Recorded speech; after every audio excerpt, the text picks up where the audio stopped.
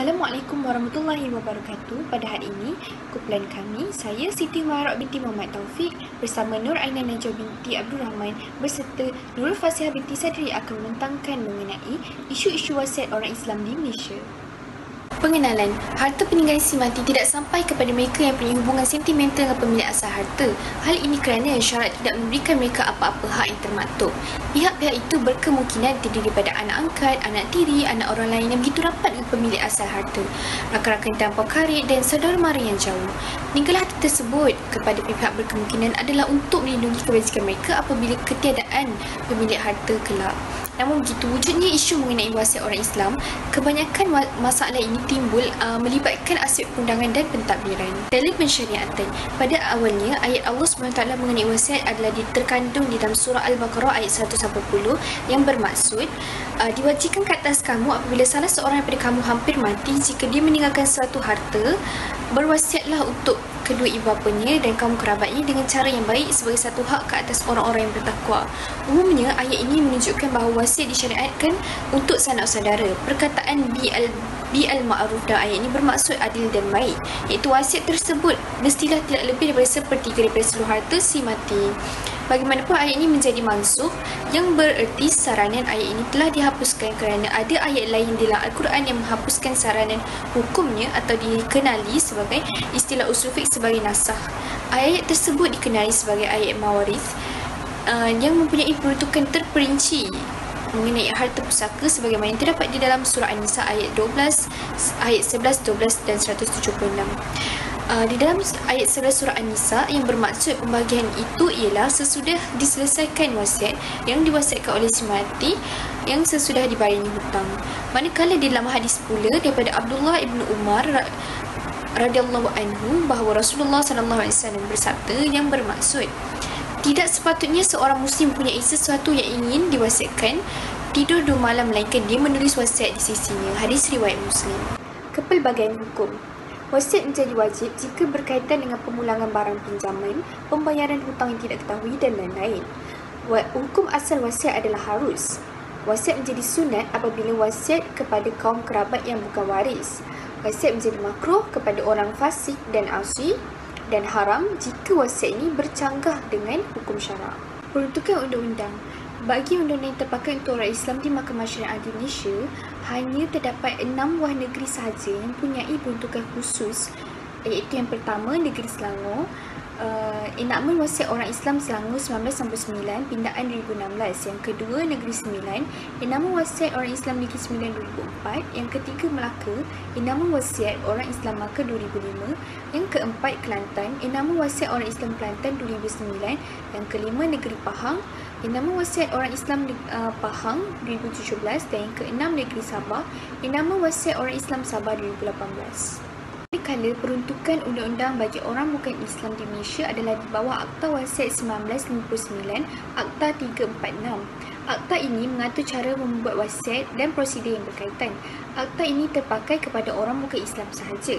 Namun begitu, masih terdapat beberapa buah negeri seperti Pulau Pinang dan Sarawak yang mengamalkan undang-undang ini dan prinsip common law di mana orang Islam boleh mewasiatkan hartanya kepada waris yang berhak mendapat harta pusaka. Saya Nur Aina Najwa binti Abdul Rahman A176174 akan meneruskan perbincangan ini dengan perbandingan wasiat Islam dan bukan Islam. Terdapat 3 perbezaan antara wasiat Islam dan wasiat konvensional. Yang pertama, dari segi makna. Wasiat Islam memberi maksud pemberian atau sumbangan oleh seseorang kepada orang atau pihak lain setelah meninggal dunia. Namun bagi wasiat konvensional, bermaksud pengisytiharan oleh pewasiat untuk membuat pemindahan harta kepada mana-mana pewaris harta mengikut kehendak pewasiat. Dari segi sumber, wasiat Islam bersumberkan Al-Quran dan Hadis. Akan tetapi, jika ketiadaan daripada 2 sumber ini, maka dibolehkan dengan menggunakan sumber daripada ijtihad. Manakala wasiat konvensional adalah datangnya daripada undang-undang ciptaan manusia sendiri. Dari segi penerimaan atau penolakan wasiat, wasiat Islam berlaku apabila diterima oleh penerima wasiat secara nyata atau tersirat selepas kematian pewasiat.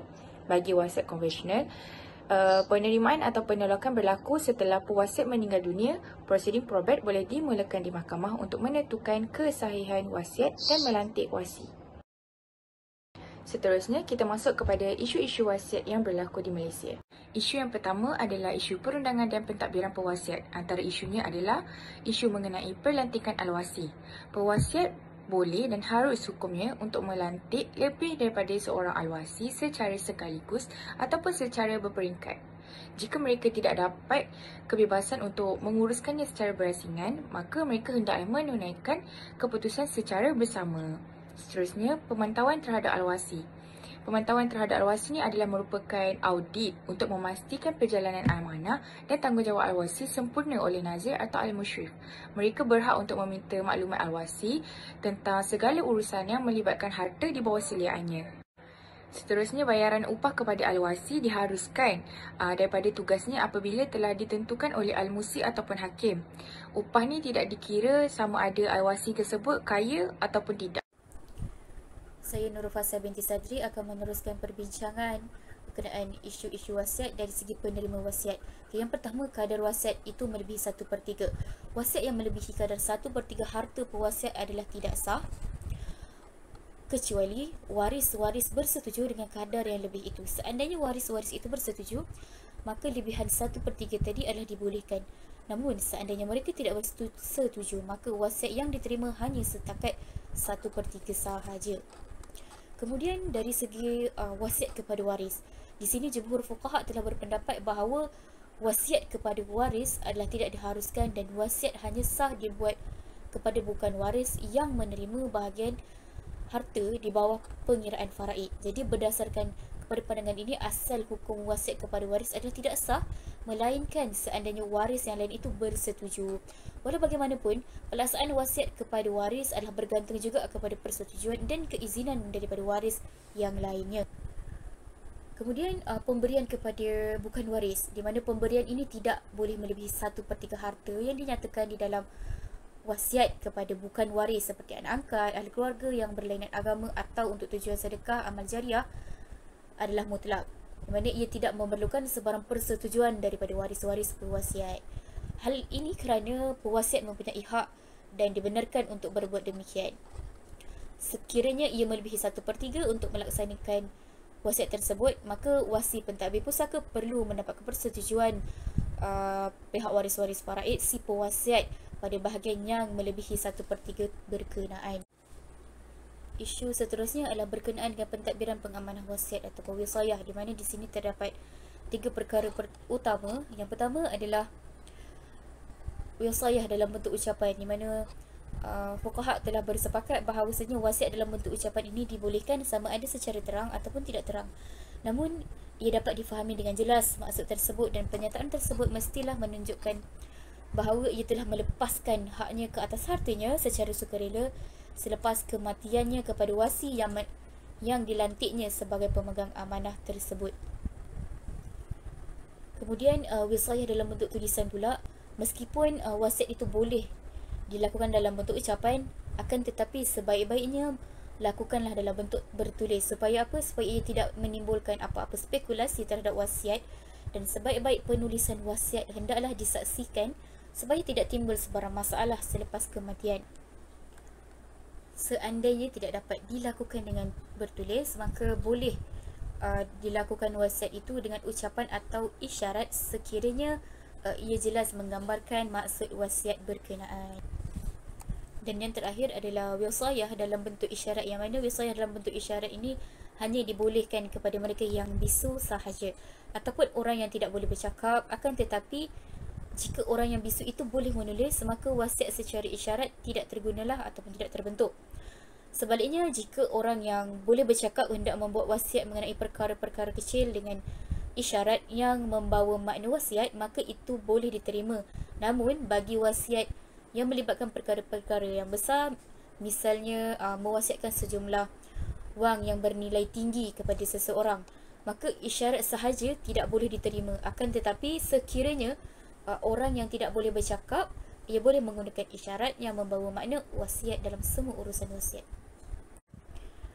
Untuk isu yang terakhir adalah isu perundangan dan pentadbiran dari segi harta wasiat, yang mana wasiat ini digunakan sebagai instrumen perancangan harta dalam keadaan seseorang itu mempunyai lebihan harta dan mereka ini berhasrat agar harta itu dikekalkan dalam bentuk yang asal. Dalam erti kata yang lain, ianya tidak dijual untuk dibahagikan hasil jualan tersebut kepada ahli waris dengan agihan faraid.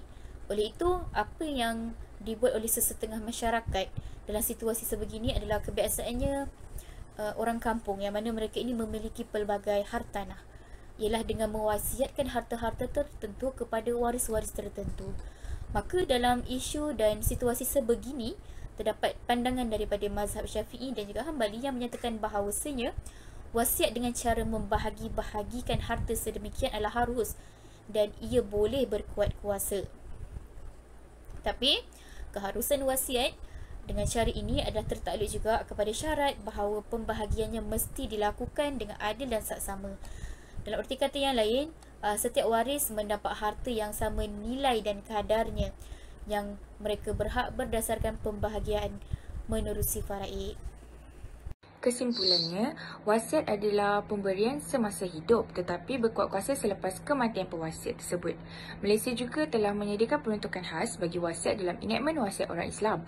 Namun, peruntukan ini masih tidak diseragamkan di seluruh negeri di Malaysia dan kelompangan undang-undang prosedur dalam pentadbiran harta wasiat orang Islam ni haruslah diselesaikan dengan segera supaya masalah-masalah yang dihadapi dalam pembahagian harta pusaka wasiat orang Islam dapat diatasi dengan baik dan berdasarkan salurannya tidak bertentangan dengan Perlembagaan Persekutuan. Sekian, itu sahaja daripada kumpulan kami. Sekian, terima kasih.